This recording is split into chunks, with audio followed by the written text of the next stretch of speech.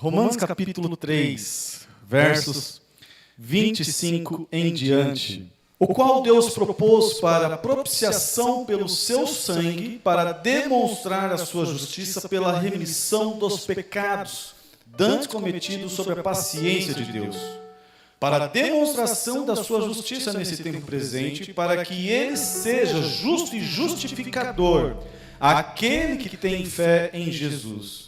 Onde está, logo, a jactância? É excluída pelo qual lei? Das obras, não, mas pela lei da fé. Concluímos, pois, que o homem é justificado pela fé, sem as obras da lei. É porventura Deus somente dos judeus, e não também dos gentios? Também dos gentios, certamente. Se Deus é um só, que justifica pela fé a circuncisão, e por meio da fé a incircuncisão, anulamos, pois, a lei pela fé de maneira nenhuma. Antes estabelecemos a lei do Senhor. Nós vamos falar hoje a respeito da manifestação da glória de Deus através da cruz. E nós vamos então pontuar algumas considerações em relação a essa grande máxima que é a justificação de Deus nas nossas vidas. Pela manhã, evidenciamos a justiça ou a justificação de Deus, conforme assim está escrito desde o versículo 21 até o versículo 25a. Nós pontuamos algumas questões que eu gostaria de reprisar, não toda a mensagem, mas pelo menos alguns pontos. Primeiro, é-nos notório, no versículo 21, que a justiça se manifesta, a justiça de Deus. Essa justiça, conforme Isaías 45:8, ela é divina, ela vem do próprio Deus. Outra questão importante a respeito dessa justiça é que ela é perfeita. Hebreus capítulo 4, versículo 15, vai nos trazer essa informação. O sacrifício de Cristo foi completamente aceito e não foi achado dolo ou qualquer mancha nele. E mais ainda, a justiça de Deus ela é única e ela também é eterna. E é interessante isso, pois Isaías capítulo 51, versículo 8 e Daniel capítulo 9, versículo 24 vão chamar a nossa atenção exatamente para isso, porque a traça os roerá com a roupa e o bicho os comerá como a lã, mas a minha justiça para sempre durará, e a minha salvação de geração em geração. Daniel capítulo 9, versículo 24, também vai reafirmar exatamente isso. 70 semanas estão determinadas sobre o teu povo, e sobre a sua santa cidade, para cessar a transgressão, e para dar fim aos pecados, e para expiar a iniquidade, e trazer a justiça eterna, e selar a visão e a profecia para ungir o Santíssimo. Diante dessa perspectiva da justiça de Deus, nós pontuamos que essa justiça alcança todas as pessoas, todos os pecadores, conforme é descrito no verso 22. A salvação, ou seja, essa justificação demonstrada, revelada pelos profetas e pela lei, ela não é nova, ela não é algo novo que o apóstolo Paulo vem trazendo, muito pelo contrário. Ela é reiterada e ela é afirmada e ela é notificada tanto pelos profetas, quanto pelos escritos, quanto pela própria Torá. Assim o apóstolo Paulo se fundamenta, se alicerça em chamar a atenção de que essa justiça de Deus é a justiça pela fé anunciada, proclamada, pregada na pessoa do Senhor Jesus Cristo. Isso é importante para nós, pois Paulo salienta de que essa justiça, ela vem para alcançar quem? Prioritariamente, todos os pecadores, todos aqueles que, de alguma maneira, estão afastados, estão distantes da glória de Deus. E quem são essas pessoas? São todos os seres humanos, sem exceção. Essa justiça, então, ela vem para trazer algo, para fazer com que esse ser humano tenha condições de estar na presença de Deus, através de um pagamento, conforme 1 Pedro, capítulo 1, versículo 18, vai chamar a atenção nossa dizendo o seguinte: não foi com um preço qualquer, mas sim, não foi com pedras preciosas, não foi com ouro, não foi com dólar, não foi com qualquer outra coisa, mas sim com o precioso sangue de Jesus, derramado na cruz. É interessante, pois a salvação, ela saiu de graça para nós. para mim e para você, mas houve um preço altíssimo a ser pago, a ser executado. E esse preço foi cravado ali na cruz do Calvário. Esse preço foi ali lançado sobre a pessoa do Senhor Jesus Cristo. É interessante ainda a mensagem que Paulo traz no verso 24, de que isso se dá por um pagamento aí pela redenção que há em Cristo Jesus, e a ideia é exatamente essa. Para libertar o escravo, para libertar o cativo, algo tinha que ser pago. Algo tinha que ser deixado, e esse pagamento foi o sangue de Cristo Jesus. Mas ainda, Paulo vai chamar a atenção no verso 25, o qual Deus propôs para a propiciação pela fé no seu sangue, para demonstrar a sua justiça pela remissão dos pecados. Não apenas a salvação foi paga, mas ela precisava ser satisfatória, ela precisava atingir um objetivo. E Paulo chama a nossa atenção disso. A salvação é algo que vem para glorificar o nome de Deus. A salvação é algo que vem para realmente fazer a diferença na vida da humanidade. Paulo vai descrever isso em Colossenses capítulo 1, versículo 16, quando ele chama todas as coisas foram criadas por ele e para ele. Ou seja, tudo que nós temos, e tudo que nós somos, e tudo que viemos a ser, é para a glória da pessoa de Deus. O salmista, inclusive, vai chamar a atenção no Salmo 115, versículo 1, não a nós, Senhor, não a nós, Senhor, mas ao teu nome da glória, por causa da tua benignidade, por causa da tua verdade. Ou seja, esse deve ser, tem que ser a minha intuição, tem que ser o meu louvor, tem que ser o coração de todo aquele que crê no Senhor Jesus Cristo. A salvação é para glorificar a pessoa do Senhor. Porém, nós temos um problema. O meu espírito e o teu espírito mundano, egoísta, muitas vezes é a principal razão da maioria dos cristãos não serem prontos para proclamar salvação aos perdidos. Sabe por quê? Porque muitos cristãos, prioritariamente, estão preocupados com o seu próprio conforto. É interessante que no passado, alguns crentes se destacavam, como Hudson Taylor e outros missionários, eles tinham uma perspectiva muito diferenciada. Porque eles visavam exatamente a glória de Deus. E eles ficavam incomodados quando eles voltavam para a igreja e via a igreja em pleno conforto. Vendo as pessoas, às vezes, serem afastadas, não ouvirem da graça de Deus, e a igreja estando completamente tranquila. Uma pessoa que realmente entende o que é a salvação e por que ela veio, ela vai viver incomodada com a proclamação e com o anúncio dessa salvação a todas as pessoas. O cristão, normalmente, na sua grande maioria, é prioritariamente preocupado com esse seu conforto. E até as suas bênçãos espirituais, de uma certa maneira, não estão focadas na pessoa de Deus. Não estão centralizadas em Deus. A salvação é, antes de qualquer coisa, uma forma de nós glorificarmos a pessoa de Deus. A salvação é, antes de qualquer situação, o meio pelo qual Deus salva os homens, tirando não apenas eles do inferno, não apenas lhe dando vida eterna, não apenas trazendo a ele a essência da glória, mas é o meio pelo qual essa raça, é o meio pelo qual a humanidade pode viver em plena harmonia, em pleno entendimento, em pleno relacionamento com ele. E isso é evidenciado exatamente pela cruz que Jesus Cristo teve que levar, que Jesus Cristo teve que suportar, que Jesus Cristo teve que levar pela minha causa e pela tua causa. O caminho da cruz que Cristo levou, esse caminho glorificou a pessoa de Deus. Esse caminho fez com que Deus fosse exaltado. João capítulo 17, versículo 4, chama a nossa atenção. Eu te glorificarei na terra, consumando a obra que me destes a fazer. Havia um interesse. O interesse de exaltar a Deus. O interesse de glorificar a Deus. Ou seja, a salvação, ela não é voltada para mim. Ela é voltada para Deus.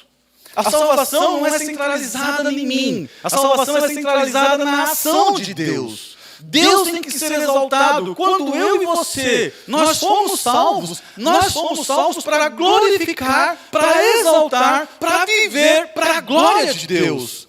Diante dessa verdade, a justificação para a humanidade pecadora se tornou possível pela graça de Deus, através da morte de Cristo Jesus na cruz, e é apropriado a todos os homens que colocarem a sua confiança e nele vierem a completamente dependerem. É exatamente esse o padrão que nós vamos encontrar no versículo 25 ao versículo 31. Porém, é importante que a gente frise algumas evidências a respeito da cruz de Cristo. A cruz afetou aqueles que confiam em Jesus Cristo, dando-lhes vida eterna, por meio da sua morte e da sua ressurreição. Abra alguns textos comigo. 1 Tessalonicenses, capítulo 1, versículo 10. 1 Tessalonicenses 1, 10. É esperar nos céus o seu Filho, a quem ressuscitou dentre os mortos, a saber, Jesus, que nos livra da ira futura. Romanos 5,8, mas Deus prova o seu amor para conosco, em que Cristo morreu por nós, ainda sendo nós ainda pecadores. 2 Coríntios, capítulo 5, versículo 18. 2 Coríntios 5,18, e tudo isso provém de Deus, que nos reconciliou consigo mesmo por Jesus Cristo, e nos deu o ministério da reconciliação. É interessante que a cruz afetou a humanidade, fazendo com que essa humanidade tivesse acesso, fazendo com que essa humanidade pudesse agora ter compartilhamento e envolvimento com a pessoa do Senhor Deus por causa da vida eterna. A cruz também afetou não apenas a minha vida, mas afetou também o próprio Satanás. Como? Hebreus capítulo 2, versículo 14. Hebreus 2, 14. E visto como os filhos participam da carne e do sangue, também ele participou das mesmas coisas, para que pela morte aniquilasse o que tinha o império da morte, isto é, o diabo. A cruz aniquilou, a cruz quebrou o poder do diabo, quebrou o poder eterno que ele tinha sobre a terra. Fez com que ele não tivesse mais autoridade. Mas a cruz também afetou o próprio Cristo. Em obediência à vontade do Pai, ele sofreu a agonia de ter o pecado sobre si e pagar a sua pena de morte. Ele ressuscitou a fim de que pudéssemos retornar, a fim de que pudesse retornar à presença e nunca mais de uma vez ser quebrada. João 14, versículo 28, quando ele fala, olha, estou indo para o Pai e vou glorificá-lo. Ouviste o que eu vos disse, vou, venho para vós. Se me amasseis, certamente exultareis, porque eu disse, vou para o Pai, porque meu Pai é maior que eu. Em outras palavras, a cruz, ela trouxe a notificação de uma maneira qual a gente pode glorificar a pessoa de Deus. Destacamos então 4 evidências, ou 4 ações que a cruz, a respeito de Deus, vai levar a gente a glorificar e exaltar. Primeiro, a cruz de Jesus Cristo glorifica a Deus ao revelar a sua justiça. Paulo vai descrever exatamente assim em Romanos capítulo 3, o qual Deus propôs por propiciação do seu sangue para demonstrar a sua justiça pela remissão dos pecados dantes cometidos sobre a paciência de Deus. É interessante porque quando Abacuque escreve lá no capítulo dele, capítulo 2, a respeito de toda a situação, capítulo 1, ele chega à constatação, por que Deus que o Senhor está permitindo com que o povo santo, com que o teu povo venha passar por isso? Nós não somos o teu povo. E aí Deus vai responder para ele assim, Abacuque, o justo vive pela fé. E é interessante porque quando a gente olha para essa ação de Deus, Deus usou o seu povo para demonstrar a sua justiça para todos os povos. Mas mais interessante, a gente não vê isso no nosso país, mas em alguns países a gente percebe isso. As pessoas, quando estão ocupando algumas posições elevadas, tipo senadores, presidentes, lembra na Coreia do Norte, na Coreia do Sul, a presidente que estava ocupando uma posição, apenas surgiu um rumor de que ela havia feito uma situação automaticamente. Ela foi deposta do cargo, ela foi julgada, e uma pena feroz, dura, caiu sobre ela. Sabe por quê? Porque ela ocupava um grau de destaque. Isso me chamou a atenção, porque quando Deus usa a sua justiça, Deus não apenas manifesta a sua justiça divina, oferecendo ao seu próprio Filho, mas também usou aquele ato de graça divina para demonstrar divina justiça. Através desse sacrifício incomparável, Deus providenciou castigo pelo pecado suficiente para perdoar e apagar todos os pecados que jamais seriam cometidos. Cristo veio para me representar. Cristo veio para te representar. quando ele assumiu tal posição, a maior pena cairia sobre ele. Filipenses capítulo 2 chama a nossa atenção, pois aniquilou-se a si mesmo, assumindo a forma de homem, não apenas de homem, mas assumindo a morte de cruz. De maneira tal que Jesus Cristo passou e sofreu a pior morte, não apenas a morte de cruz, mas sofreu toda a ira divina sobre ele. E isso serviu para demonstrar a ira e a justiça de Deus que cairia sobre a minha vida e sobre a sua vida. Mas através deste ato, através dessa justiça que Deus tem, Deus também manifestou a sua graça para a minha vida e para a sua vida. Através desse sacrifício incomparável, Ele providencia não apenas o castigo suficiente para poder julgar o pecado, mas também para perdoar e apagar todos os pecados que jamais seria cometido pela caída humanidade. Inclusive o pecado supremo, que foi de condenar o próprio Filho à cruz, o próprio Cristo à cruz do Calvário. Através desse ato, nós temos então uma demonstração, conforme o apóstolo Paulo vai chamar a nossa atenção. Esse ato não apenas causou uma ação de demonstração da sua justiça, mas Paulo vai chamar e vai destacar o seguinte: para a demonstração da sua justiça nesse tempo presente, para que ele seja justo e justificador daquele que tem a fé em Jesus, daquele que deposita. E isso aconteceu para tirar os pecados que outrora nós tivéssemos cometido, para que viesse então o perdão, para que viesse então a aniquilação de todos esses pecados, para a demonstração da sua justiça no tempo presente, para que Deus como justificador fosse glorificado. A cruz exalta a graça de Deus. Versículo 26, 27, onde está então a vossa jactância, poderíamos dizer assim, é excluída. Por qual lei? Das obras? Não, mas pela lei da fé. Concluímos, pois, que o homem é justificado pela fé, sem as obras da lei. É interessante, porque quando Paulo vai caminhando para o encerramento da sua argumentação, ele coloca algumas perguntas que parece que não tem respostas, que parece que ele vai perguntando, vai respondendo, vai trazendo algumas informações, mas frisem nisso. Paulo está chamando a atenção sobre que tipo de evidências de fé nós poderíamos ter. Se você está alicerçado no seu orgulho, se você está alicerçado no que você faz, se você está alicerçado na sua obra, isso não vai glorificar a Deus. Se você está alicerçado na sua fé, na sua religião, em outras palavras, isso não vai glorificar a Deus. E eis aqui então algumas evidências de uma falsa fé. Primeiro, a moralidade visível. Tem gente que gosta de ser o moralista, o moral. Acha que pelo fato de ser corretíssimo, acha que pelo fato de tudo estar certinho, acha que isso garante a ele a salvação. Se fosse assim, os fariseus seriam os primeiros. Não são. Não são. Porque a verdadeira fé não é evidenciada pelo moralismo. Mas a fé também não é evidenciada pelo conhecimento intelectual. Não adianta eu ter na minha biblioteca vários livros, nas minhas estantes, vários livros que venham falar da fé.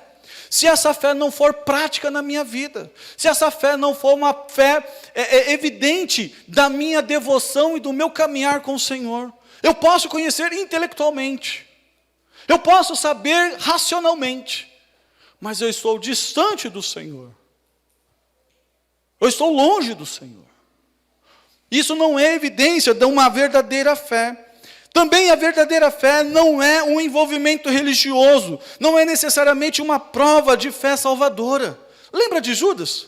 Viveu perto de Jesus, 3 anos caminhando, 3 anos vendo milagres, 3 anos tendo experiências fantásticas, mas não conhecia o Senhor Jesus Cristo.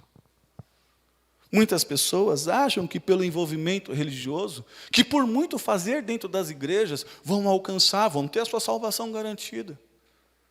Isso não demonstra a sua salvação. Isso não demonstra que você é filho de Deus. Isso não demonstra que você é um convertido. E hoje, infelizmente, nós temos muito disso. As igrejas estão abarrotadas de muito fazer. Surgem alguns movimentos que é mais ou menos assim, ouvia isso no passado, mas isso no bom sentido, mas isso também se tornou no mau sentido. Dá muito trabalho para o povo, lota o povo de atividades, faz o povo se envolver, faz o povo se envolver. E o povo para de pensar. O povo para de pensar no que realmente essa salvação é. Começam a agir automaticamente. A verdadeira fé não é apenas, e aqui vocês vão pasmar, não é apenas convicção de pecado. Tem muita gente que sabe que é pecador e é convicto disso. Porém, não tem mudança. Não tem mudança. É como Saul. Sabia que tinha os seus pecados. Mas diferente de Davi, que quando pecou, disse, Senhor, contra ti somente pequei. Batia no peito e clamava a misericórdia de Deus. Saul cada vez mais queria evidenciar-se. E quando confrontado, ainda tentou dar um jeito. De até, se possível fosse, enganasse Samuel. Convicção de pecado. Não quer dizer que você também é um crente. Talvez a sua certeza de salvação. Nós, batistas, nós pontuamos isso com toda a autoridade. Depois da reforma, então, nós levantamos essa bandeira. Nós cremos na salvação, nós somos salvos, nós temos convicção da nossa salvação, estamos seguros nela. Mas se a salvação for apenas da boca para fora e não do coração, conforme nós vimos já, essa salvação não vai fazer a diferença. Muitas igrejas e muitos crentes estão alicerçados apenas numa salvação de boca, não de coração. Estão com medo do que os pastores possam fazer sobre as suas vidas, mas não temem o Deus da vida. Meu irmão, minha irmã, Deus não te chamou apenas para ser externo. Deus não te chamou apenas para dar evidências externas, ou através, seja da sua decisão, do ato de você levantar a mão, do ato de você dar um passo à frente, do ato de você vir à frente. A experiência de uma decisão em relação a Cristo Jesus não quer dizer que você é um verdadeiro salvo. Por isso que Paulo vai chamar, concluímos então, o homem é justificado pela fé sem as obras. Logo, versículo 27, onde está então a jactância, o orgulho de tudo isso? Isso é excluído, porque não depende do que você faz, não depende do que eu faço. Vimos isso pela manhã, a justificação foi Deus, vem de Deus, é a autoridade de Deus, é a ação de Deus, é Deus agindo na vida do pecador, é Deus alcançando o pecador, ou como vai dizer um certo teólogo, a resposta da fé é quando você pela fé levanta as mãos aos céus e pega nas mãos de Deus. Não é o que você faz, não é o que eu faço. Mas então, qual seria a evidência da verdadeira fé? Segundo Romanos, Davi, agora é hora. Romanos 8:7. Segundo Romanos 8:7, a fé evidencia o amor de Deus. Concluímos, pois, Romanos 8:7. Porquanto a inclinação da carne é inimizade contra Deus, pois não está sujeita à lei de Deus, nem a verdade pode ser. Antes de qualquer questão, a evidência da verdadeira fé é o amor a Deus. As pessoas que vão realmente se envolver com Deus, elas vão ser pessoas que vão amar a Deus, acima de qualquer coisa. Uma pessoa que não ama a Deus, ela é hostil, conforme o próprio texto chama a atenção. A inclinação da carne é inimizade contra Deus. Muitas pessoas estão envolvidas dentro das igrejas, mas as suas vidas estão ali como aqueles fardos chamados crente Raimundo, um pé na igreja, um pé no mundo. Estão hostilizados, vivem suas vidas meio dúbias. Vocês nunca ouviram isso? Mas também a verdadeira fé é evidenciada pelo arrependimento de pecado. O ódio contra o pecado. Não é pelo fato de eu viver a vida na graça que eu vou viver uma vida próxima do pecado. Não é pelo fato que eu viver uma vida crendo e pregando a graça de Deus, que eu vou viver uma vida comum, uma vida que vai, está tudo tranquilo. Não, muito pelo contrário. A verdadeira fé, ela vai me trazer ódio em relação ao pecado. Veja Provérbios capítulo 28, versículo 13. E também 2 Coríntios capítulo 7, versículo 9. Davi abre primeira em Provérbios.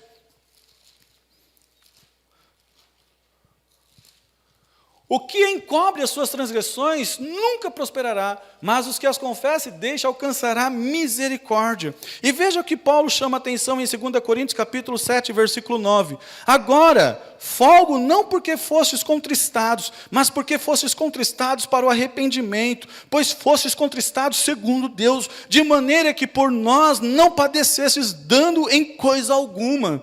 Porque a tristeza segundo Deus opera o arrependimento para a salvação, da qual ninguém se arrepende, mas a tristeza do mundo opera a morte. Algumas pessoas confundem exatamente isso. A tristeza do remorso. A tristeza que Deus opera, aquela tristeza que chama a atenção a um coração contristado, não desprezarás tu, ó Deus, é aquela tristeza que muda a tua vida. Ela não te deixa atolado no pecado.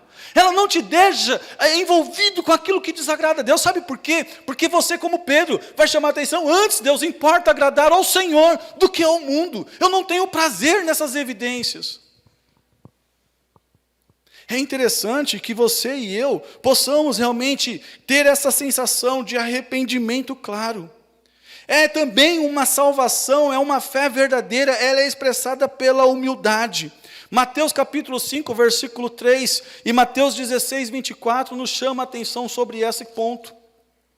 Mateus 5, 3 diz: bem-aventurados os pobres de espíritos, porque deles é o reino dos céus. E o versículo 24 do capítulo 16 é afirmado da seguinte maneira: então disse Jesus aos seus discípulos: se alguém quiser vir após mim, renuncie-se a si mesmo, tome sobre si a sua cruz e siga-me, abra mão de si. O que Paulo apresentou até aqui não foi isso? Quando ele leva a gente no capítulo 3, versos 21 em diante, chamando a atenção, mas agora manifestou a justiça de Deus, Paulo não está chamando a sua atenção dizendo o seguinte: olha, abra mão de você e dependa completamente na ação de Deus. Confie no plano dele. Confie na ação dele. É interessante porque, como ele vai afirmar, essa justiça ela é evidenciada não apenas no livro de Romanos, mas em toda a Escritura. Em todos os escritos ela é proclamada, chamando a atenção, conforme Gênesis capítulo 15, versículo 6, quando Abraão creu, isso lhe foi imputado como justiça. É novamente reiterado que é pelo ato de confiar, é novamente pelo ato de crer. Portanto, a pessoa que se humilha, a pessoa que se chega diante do Senhor, a pessoa que se nega diante do Senhor, ela não está sendo uma pessoa que está fazendo as suas boas ações, muito pelo contrário, ela está confiando em Deus. Mas mais ainda, é uma pessoa que tem como princípio a devoção para a glória de Deus. Ela não vive para si, ela vive para a glória de Deus. Ela vive para glorificar ao Senhor. Filipenses capítulo 1, versículo 20, Paulo vai chamar a atenção exatamente desse princípio, descrevendo assim para a gente: segundo a minha intensa expectação e esperança de que em nada serei confundido, antes com toda confiança, Cristo será, tanto agora como sempre, engrandecido em meu corpo, seja pela vida, seja pela morte. Como é que eu comecei esse sermão? A salvação glorifica a Deus. A salvação engrandece a Deus. Você não vive para si, você vive para Deus. E tem prazer nisso. Tem satisfação nisso. A salvação realmente vai levar você a um envolvimento não apenas de uma religião. Não é apenas algo que vai te levar a cumprir o rito, a cumprir, como nós vimos pela manhã, o sistema de uma igreja. Não é isso. Porque ela vai além disso. Ela é um estilo de vida. Ela é uma essência que parte do interior do seu coração, transformado pela graça do Senhor. De maneira, meu irmão, que você vai viver para a glória de Deus, conforme diz 1 Coríntios capítulo 10, versículo 31. Quer comais, quer bebais, quer façais qualquer outra coisa, você vai fazer tudo para a glória da pessoa de Deus. Você vai glorificar a Deus. Você tem prazer em viver para glorificar a pessoa de Deus.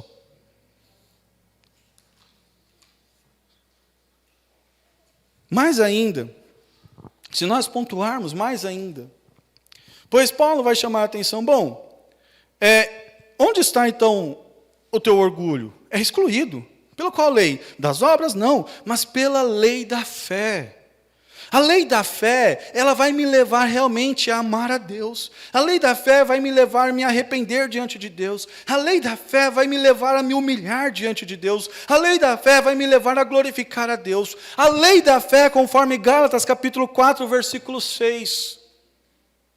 Gálatas capítulo 4, versículo 6. Vai me levar a querer e a desejar.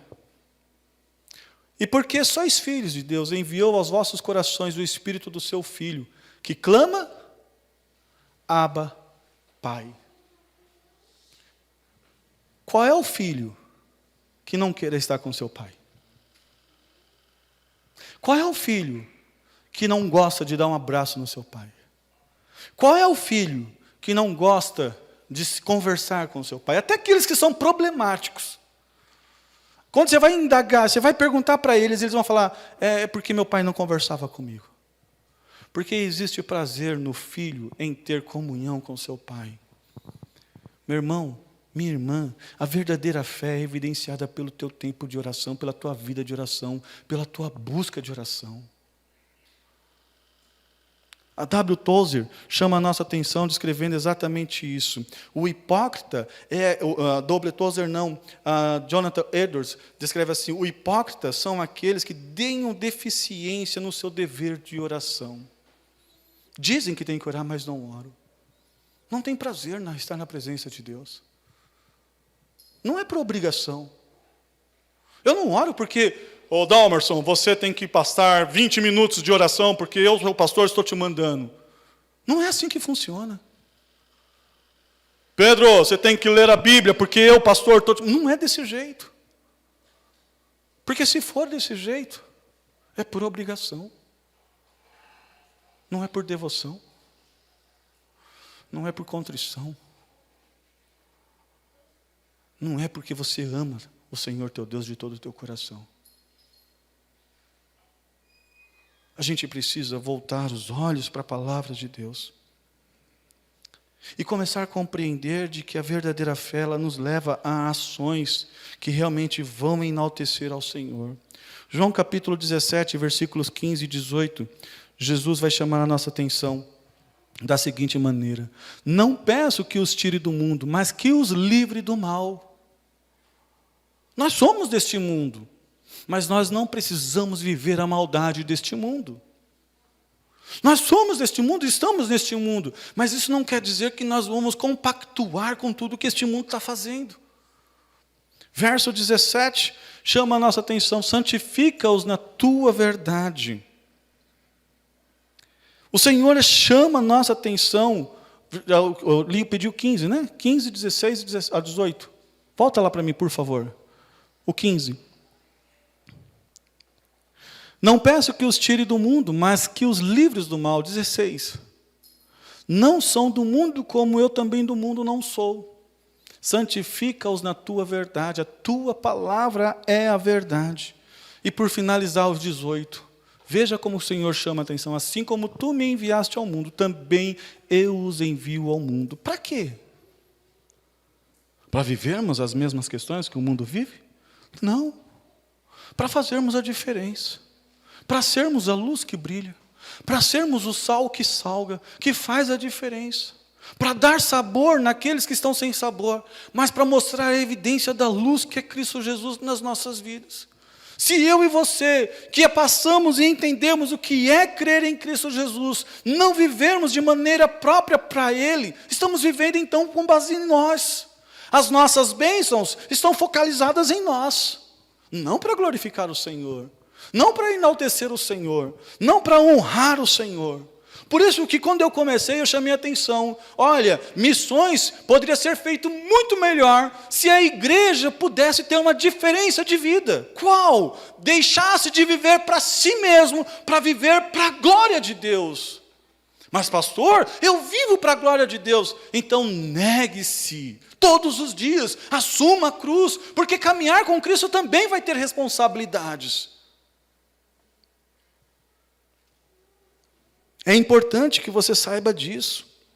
Caminhar com Cristo, crer em Cristo, envolve o teu crescimento espiritual. Tem muita gente que está dentro das igrejas, estão 30, 40 anos, 50 anos, mas não cresceram, são crianças, são meninos na fé. Veja que Paulo chama atenção em Efésios capítulo 4, versículo 13. Efésios 4,13, Paulo descreve exatamente assim: até que todos cheguemos à unidade da fé, ao conhecimento do Filho de Deus, à estatura de homem perfeito, à medida de completa de Cristo. Há um desejo, há uma ânsia da palavra de Deus, de que o homem se torne um homem maduro. Filipenses capítulo 1, versículo 16, Paulo também ainda evidencia da seguinte maneira, Filipenses 1,16. Uns, na verdade, anunciam a Cristo por contenção, não puramente julgando acrescentar aflição às minhas prisões. Tem gente que é menino na fé. Menino. Paulo, inclusive, vai chamar a atenção dos coríntios, descrevendo exatamente, olha, eu queria falar com vocês como pessoas mais sábias, mas eu tenho que falar como que se fossem crianças. Se eu desse um leite um pouco mais grosso, vocês se engasgariam. Eu creio em Cristo, ótimo. Então cresça espiritualmente. Viver com Cristo não é viver a mesmice. É viver uma vida, conforme diz 1 João, capítulo 2, 3, é viver uma vida em questão de obedecer a palavra do Senhor, em questão de obedecer ao Senhor. Sim, na graça nós obedecemos, diferente da lei. Nós não obedecemos porque é nos colocado um fardo, nós obedecemos porque queremos caminhar imitando ao nosso Senhor Jesus Cristo. Veja o que João diz, João capítulo 2, versículo 3. E nisso sabemos que conhecemos se guardarmos os seus mandamentos. Ainda capítulo 3, versículo 10. Mandamentos aqui, João, ele está saindo ali do alicerce da lei, ele está ali compactuando toda aquela estrutura, mas João já tem aquela ideia dos mandamentos que o Senhor Jesus traz para ele, evidenciando não apenas o sermão do monte, não apenas os princípios que o Senhor traz para ele, destacando não apenas a questão da lei, mas principalmente o que o Senhor Jesus evidenciou. Nisso são manifestos os filhos de Deus e os filhos do diabo. Qualquer que não pratica a justiça, não ama o seu irmão. Não é de Deus. A lei, ela evidenciava um aspecto da teoria. Ela chamava a atenção, você não consegue. Você não consegue. E por mais que você tentasse, Tiago chama a atenção, qualquer um que quisesse cumprir a lei e quebrasse apenas um dos mandamentos estava fora. Mas a cruz, ela vem justamente para nos trazer uma motivação, nos trazer e nos exaltar diante da graça de Deus. Você pode viver uma vida que agrade a Deus. A cruz revela a universalidade de Deus.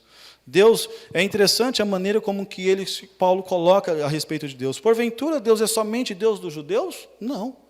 Também dos gentios. Deus alcançou a todos. Porque Deus amou o mundo de tal maneira que deu seu único filho para que todo aquele que nele cresce não morresse, mas tivesse a vida eterna. Deus não é apenas de um povo, Deus é Deus da humanidade. Se a humanidade crer, se a humanidade confessar a Jesus Cristo como Senhor e Salvador da sua vida, a humanidade será salva. Pedro vai chamar a atenção, olha, vocês estão falando que Deus não veio ainda, Deus está demorando sim, para que haja oportunidade, para que as pessoas creiam, para que as pessoas venham se arrepender, para que as pessoas venham voltar os seus olhos. Porque é desejo de Deus. E por fim, a cruz confirma a própria lei. Paulo descreve exatamente isso quando ele chama a atenção nos últimos trechos do versículo 30 e 31 de Romanos capítulo 3. Se Deus é um só que justifica pela fé a circuncisão e por meio da fé a incircuncisão, anulamos, pois, a lei pela fé? De maneira nenhuma. Antes estabelecemos a lei. De maneira nenhuma, em primeiro lugar, estabelece a lei, a cruz, quando ela paga a pena da morte que a lei exigia. Não para cumprir a perfeita e completa suas exigências, porque Jesus Cristo assume ela e faz cumprir tudo o que está escrito. Segundo Mateus capítulo 5, versículo 17, Jesus chama a atenção: eu não vim para abrogar a lei, eu vim para cumpri-la. Em Cristo, a lei foi cumprida. Veja o que diz Romanos capítulo 10, versículo 4. Romanos 10, 4. Porque o fim da lei é Cristo, para a justiça de todo aquele que crê. Jesus veio cumprir. E nos trouxe uma novidade de vida. A cruz estabelece a lei, cumprindo o seu propósito em nos conduzir à condução através da pessoa do Senhor Jesus Cristo. Gálatas capítulo 3, versículo 24. Olha que Gálatas chama a nossa atenção, de maneira que a lei nos serviu de tutor.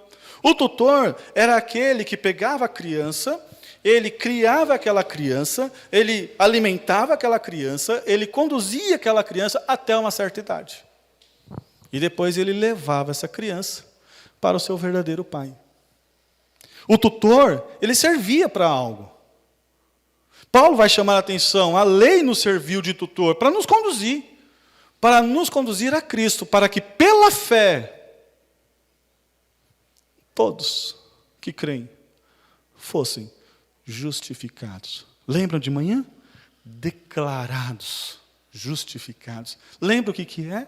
Não é apenas o ato de ser perdoado, mas é o ato de você poder ter liberdade, o ato de você poder voltar à plena comunhão, o ato de você poder ter relacionamento com a pessoa de Deus. Deus agora, quando olha para a tua vida, uma vez que você creu, Ele olha para a tua vida e Ele vê Jesus Cristo em você.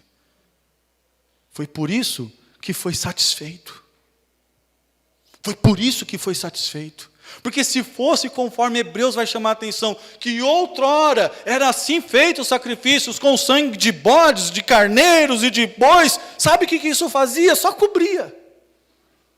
Não fazia nada. Mas, pela graça de Deus, nós não fomos alcançados com um preço qualquer, nós fomos alcançados com o precioso sangue de Jesus Cristo, sangue esse que verteu na cruz do Calvário e nos trouxe a salvação pela graça, pois pela graça vocês são salvos. Isso não vem de vocês, vem da pessoa de Deus, é a ação de Deus sobre a vida do homem, e o homem que quiser agradar a Deus tem que crer, tem que confiar e tem que caminhar sua vida completamente em total dependência da pessoa de Deus. Pois se não for desse jeito, se você e eu estivermos tentando evidenciar a nossa fé, por meio da nossa moralidade, por meio do nosso conhecimento, por meio da nossa religião, por meio das nossas convicções fúteis de pecados que não levam à mudança, mas que levam a gente às vezes só a viver uma vida meio massageando o ego, se for por meio de uma salvação que a gente declara eu sou salvo, mas que não tem mudança nenhuma, essa fé é falsa. Se for apenas uma fé que você começa a estar aqui, mas a sua língua está cerrando sobre os outros, essa fé é falsa. Mas se a sua fé te leva realmente a querer viver para glorificar ao Senhor, realmente amar o Senhor sobre qualquer coisa, realmente a querer viver em total devoção à glória de Deus, se a sua fé te leva a algo mais, é porque você vive, porque você foi conduzido, você foi levado, você foi conduzido, essa é a expressão melhor, conduzido a Cristo pela fé. E por fim, a cruz estabelece a lei. Ao prever os crentes em potencial para cumpri-lo, Paulo vai chamar a atenção em Romanos capítulo 8, versículos 2 e 3. Vale a pena dar uma lida, se você quiser, no capítulo 1, no versículo 1.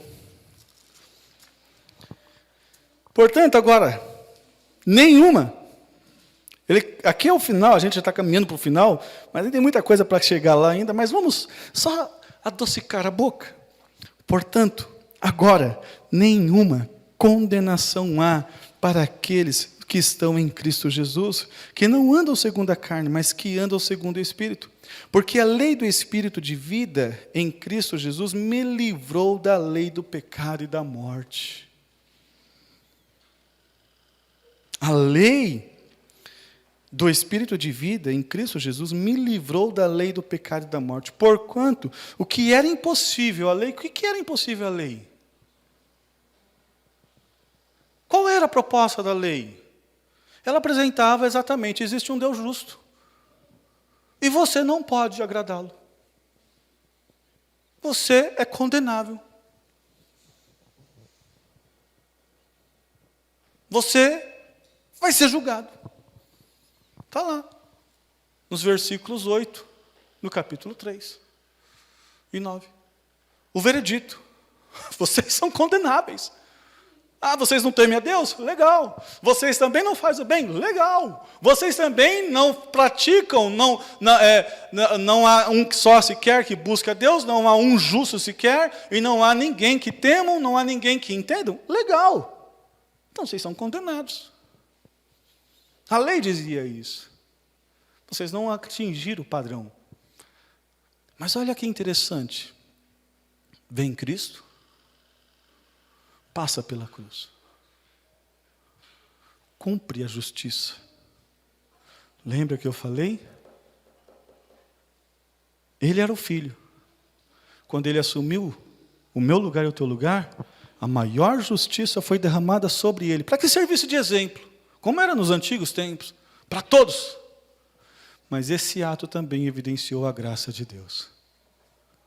Não apenas julgou o pecado, mas evidenciou a graça. E essa graça atingiu a todos. E Paulo vai chamar a atenção. Porquanto que era impossível a lei, visto como estava enferma pela carne, Deus enviando o seu Filho em semelhança de carne do pecado, pelo pecado, condenou o pecado na própria carne. Amém? Amém, meus irmãos? Vocês são salvos se vocês realmente entenderam essa mensagem. Se vocês realmente compreenderam, vocês vão viver uma vida que de fato vão querer glorificar a Deus. Vocês não vão entrar em guerra com vocês mesmos, vocês não vão viver uma vida de doabilidade. Se é que existe essa palavra, Josiane depois me diz aí, pastor, essa palavra não existe, mas a gente lançou. Vocês não vão viver uma vida de orgulho. Vocês não vão viver uma vida de glória pessoal. Muito pelo contrário. O cerne da sua vida vai ser a pessoa de Deus. E não vai ser preciso ninguém ter que te passar a lição de moral. Ninguém tem que falar para você que tem que ser desse jeito. Sabe por quê? Porque você vive para a glória do Senhor. Você não vive mais para si mesmo. E Paulo, no capítulo 4, vai chamar a nossa atenção. Como que isso acontece? Como que essa justiça ocorreu? Ele vai começar então a chamar a atenção. Lembra que ele falou, olha, a justiça de Deus ela foi evidenciada pelos profetas e pela lei. Então ele vai lá na essência. Ele vai levantar, vai puxar o tapete e falar assim, está aqui, ó. Houve alguém lá atrás que não cumpriu a lei, mas que creu. E isso lhe foi imputado como justiça. De maneira que Davi vai chamar a atenção, e Paulo vai reiterar isso, bem-aventurado aqueles a quem o Senhor não imputa pecado, mas sim a justiça de Deus. Que Deus nos abençoe, meus irmãos. Que vivamos realmente essa novidade de vida, não alicerçado num sistema religioso, mas alicerçado em Cristo Jesus, nosso fiel e Salvador. Que Ele, o único Salvador, que é capaz de mudar a tua vida, e que você realmente tenha a sua vida transformada. Não porque você está frequentando a igreja batista, e que a igreja batista todo mundo tem que andar de calça, ou as mulheres andar de saia, ou seja lá como tem que ser. Mas que você tenha a sua vida evidenciada por uma transformação no coração. Lembra que Paulo chama a atenção no capítulo 2? A verdadeira circuncisão não é aquela que é feita externamente na carne, mas a verdadeira circuncisão é aquela que é feita no coração. O verdadeiro judeu não é aquele que apenas está nascendo numa nação. O verdadeiro judeu é aquele que crê, é aquele que confia no Senhor, é aquele que se entrega ao Senhor por completo. Pai querido, obrigado pela tua grande graça. Obrigado pelo teu grande amor. Que pela tua maravilhosa graça nós possamos, ó Deus de amor, louvá-lo e engrandecê-lo. Celebramos sim, celebramos a graça do Senhor. Celebramos, ó Deus bendito, a essência do que ela nos trouxe. Não somos apenas rotulados como perdoados, já que, como vimos pela manhã, o perdão apenas absolve-nos da nossa culpa, apenas absolve-nos das nossas dívidas, mas fomos declarados habilitados a viver em plena harmonia e em pleno relacionamento com o Senhor. Maravilhosa graça que o Senhor nos trouxe, Deus bendito. Louvamos, engrandecemos o teu nome, e que essa graça maravilhosa não seja, ó Deus de amor, um meio, porque às vezes a gente acaba tropeçando, mas que seja um meio de glorificarmos ao Senhor, de exaltarmos ao Senhor. Já que, ó Deus de amor, muitas pessoas acabam estando em suas igrejas, mas, ó Deus de amor, acabam vivenciando longe do Senhor. Glorificamos o teu nome, queremos viver para a tua glória, em nome do Senhor Jesus Cristo. Amém e amém.